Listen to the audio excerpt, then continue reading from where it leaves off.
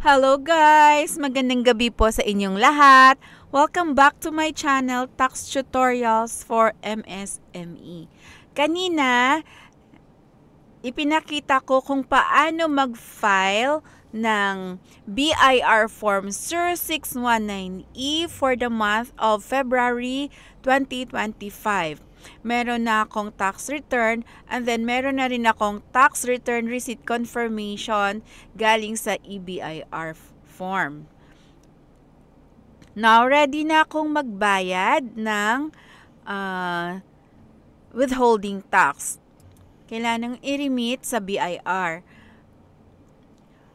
Maraming options kung paano magbayad. Pwedeng magbayad sa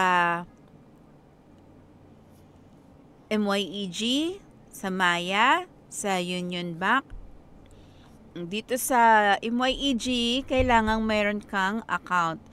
Kapag may account ka na, mag-login, then i-click itong Government Services, click BIR Online Tax Payment, click Pay Taxes Online, enter the amount to be paid.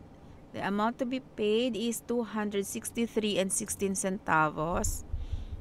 So type 263.16. Enter your TIN.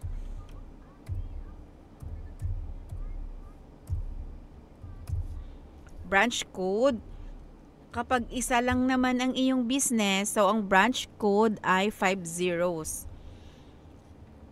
Revenue District, ito makikita sa tax form at saka makikita din yan sa COR. Hindi ko na ipapakita dito sa aking video para hindi na ako magtakip ng mga personal details ko. Okay. Form Series 0600, Form Type 0619E, automatic na yung WE, withholding tax expanded. Return period for the month of February. So return period is February 28, 2025. Then click next. Insert email. So gamit ko yung email address ng aking business.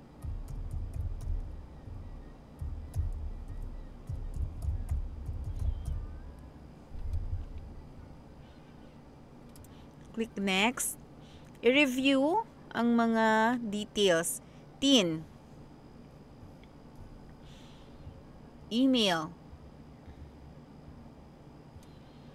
Form type 0619E. Amount 263.16. Tax type WE RDO code. Return period February 28, 2025. Then click accept. Then, click I accept the terms and conditions and privacy policies set by MYEG. Click confirm and pay.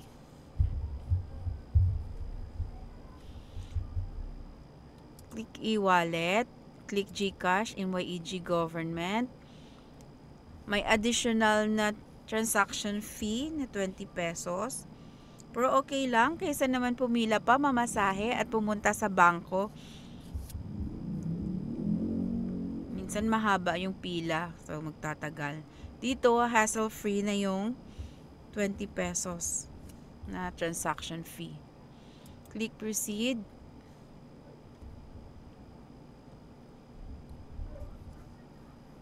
Ito yung bago. Just scan the QR code. Then click pay. 283 and 16 centavos.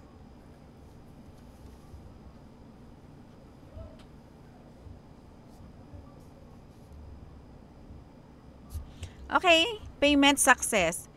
Ang bilis lang talaga gumamit ng EBIR form and online payment ng BIR. Okay? Sana po may natutunan kayo sa aking tutorial video ngayon. Please like and share my videos para marami pa po tayong matutulungan ng mga taxpayers na gustong mag-file and pay ng kanilang taxes on their own at hindi na kailangang magbayad ng bookkeeper or accountant. Pero kung gusto nyong mag-avail ng aking filing service, PM lang po kayo sa aking FB page, Tax Tutorials for MSME. At willing po akong i-assist sa inyo. Okay? Thank you so much, guys. Please subscribe to my channel sa mga bago pa lang sa aking channel. Thank you. Bye!